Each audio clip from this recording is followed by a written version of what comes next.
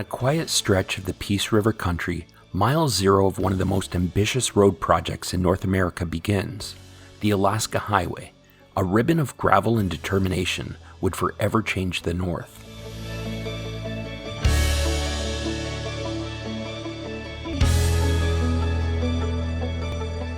In early 1942, the Pacific theater of the Second World War brought a new sense of urgency to North America's northwest frontier.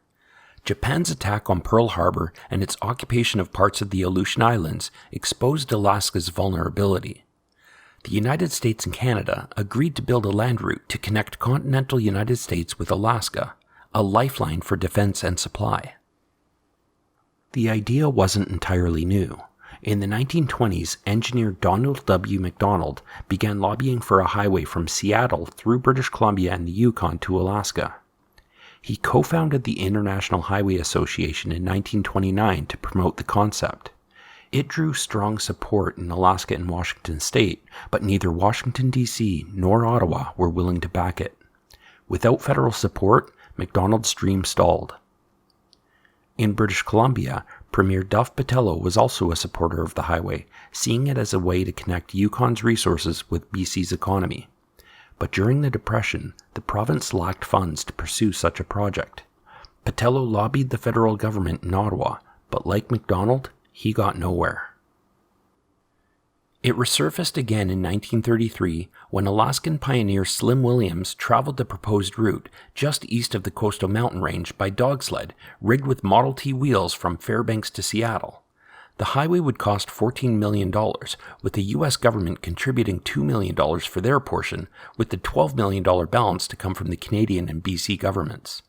It was rejected again as the Canadian government saw no value in putting up the required funds to build a road that would benefit no more than a few thousand people in the Yukon. It wasn't until the threat of war between Japan and the United States that President Franklin D. Roosevelt met with Prime Minister William Lyon Mackenzie King, suggesting a highway to Alaska through Canada would be crucial to reinforcing American territory during a time of foreign crisis. This time, America offered to cover half the cost of construction. Again, Canada refused. On December 7, 1941, after the attack on Pearl Harbor, Canada finally agreed to allow construction of the highway, but only on the condition that the United States cover the full cost and hand the road over once the war ended. At the time it was known as the Alcan Highway, short for Alaska-Canada Highway, a name used during construction before it officially became the Alaska Highway in 1943. 3 routes were considered for the highway. Route A, favored by the American government, the same route traveled by Slim Williams almost a decade earlier, starting in Prince George, heading northwest to Hazelton, then traveling north along the Stickeen River through Atlin and on to Whitehorse, ending in Fairbanks. Route B, favored by the BC government, also started in Prince George, but followed the Rocky Mountain Trench northward into the Yukon. From there it continued on to Dawson City, terminating in Fairbanks. While this route had lower elevations and was 336 kilometers shorter than Route A, it bypassed air bases and Whitehorse. Route C was the option advocated by the United States Army Corps of Engineers.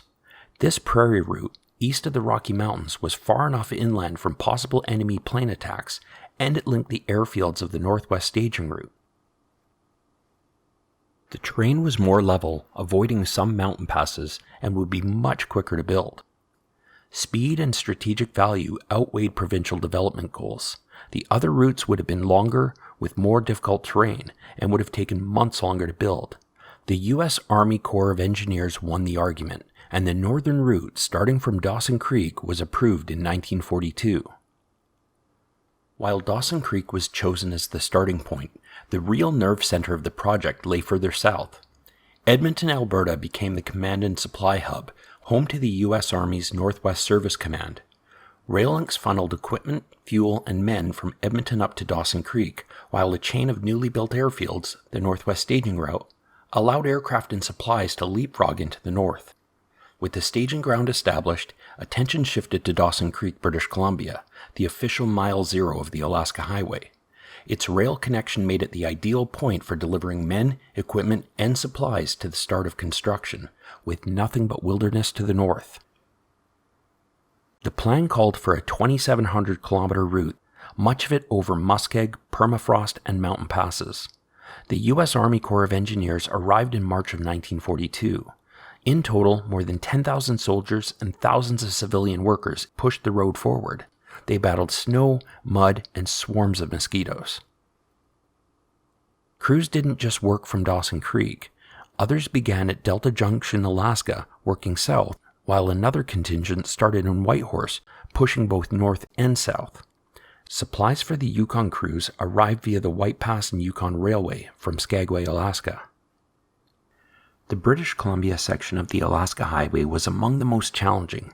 Crews cut through dense boreal forest and fought unstable muskeg that swallowed bulldozers whole. In many places, the only solution was to lay thousands of logs side by side to create corduroy roads, rough, jarring, but effective enough to keep trucks from sinking. The rivers posed an even greater challenge. To meet the U.S. government's 8-month deadline, the Army Corps relied on temporary trestles, pontoons, and even winter ice crossings. By November 1942, a rough pioneer road stretched from Dawson Creek to Delta Junction. Within a year, the U.S. Public Roads Administration returned to make the highway permanent. They rebuilt 133 bridges and bypassed the worst hazards, including the notorious Suicide Hill near Fort Nelson. This steep grade was so dangerous in mud and ice that a warning sign was hung, "Prepare to meet thy God." Among the PRA's most remarkable projects was the Kiskatinaw River Bridge, a curved wooden trestle, the only one of its kind in North America built for highway traffic. Far larger still was the Peace River Suspension Bridge at Taylor. Opened in 1943 after just 9 months of work at 2,130 feet, it was the longest bridge on the Alaska Highway, built by John A. Roebling's Sons Company, the same firm behind the Brooklyn Bridge. 14 years later, in October 1957, a landslide at the north abutment pulled the anchors loose, snapping the cables and sending the span into the river below. The newly completed Pacific Great Eastern Railway Bridge was planked to keep traffic flowing until a new steel truss bridge opened in 1960, which still carries the highway today. Another engineering landmark, the Lower Laird River Suspension Bridge, also dates from this period and remains in service. It's unique for another reason. Much of its steel was salvaged from the collapsed Tacoma Narrows Bridge of 1940, giving new life to one of the most infamous failures in engineering history. The speed and remoteness of the Alcan Highway project came at a cost. Between 25 and 32 men lost their lives in 1942 to accidents, drowning, exposure, and illness. One of the worst tragedies occurred at Mile 53 on Charlie Lake, just north of Fort St. John. On May 14, 1942, 17 men from the 341st Engineer Regiment set out on a pontoon boat to deliver supplies across the lake. Strong winds and rough water swamped the craft, throwing the men into the icy water. A local homesteader managed to rescue 5, but 12 soldiers drowned. Today, the Charlie Lake Memorial stands beside the highway with 12 stainless steel posts, one for each life lost that day. By war's end, the Alaska Highway was still little more than a military road, narrow, winding, and often impassable in spring thaw.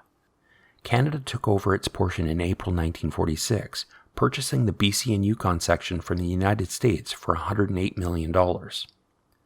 Over the next 2 decades, the road was rebuilt almost in its entirety. Sharp curves were straightened, steep grades were reduced, wooden bridges were replaced with steel and concrete. Entire sections were realigned to shorten the route and avoid problem areas like unstable muskeg or flood-prone valleys. One of the most visible changes came in the Peace River country. The original route wound over the curved wooden Kitskanawa Bridge and into rugged hill country, scenic but slow. In 1978, a new straighter alignment bypassed the bridge entirely. Across the highway's length, similar projects cut hundreds of kilometers from its original 2,688, reducing it to 2,196 from Dawson Creek to Delta Junction today. During construction, mileage was measured from different starting points depending on the cruise section, which often confused travelers. It wasn't until after the war that Dawson Creek's Mile Zero marker became the official starting point. Today, the Alaska Highway is fully paved and serves a different purpose than it did in 1942. It remains the main overland link to the Yukon and Alaska, carrying goods, fuel, and supplies north year-round. For communities like Fort St. John, Fort Nelson, and countless smaller settlements, it is a lifeline for everything from groceries to medical services. It is also one of the most famous road trips in the world. Every summer, thousands of travelers from across North America and beyond drive the highway for its wilderness scenery, wildlife, and history. RV convoys, adventure motorcyclists, and long-haul truckers now share the road where just 80 years earlier, soldiers and civilian crews carved a path through untouched wilderness. By the time the Alaska Highway was completed in October 1942, the immediate danger of a Japanese invasion of Alaska had begun to fade. The Aleutian Islands campaign was turning in favor of the Allies, and faster, more reliable air routes had taken over much of the supply effort. As a result, the highway was never used for the large-scale military convoys it was built to support. But in the decades since, it has opened up the North to trade, travel, and settlement.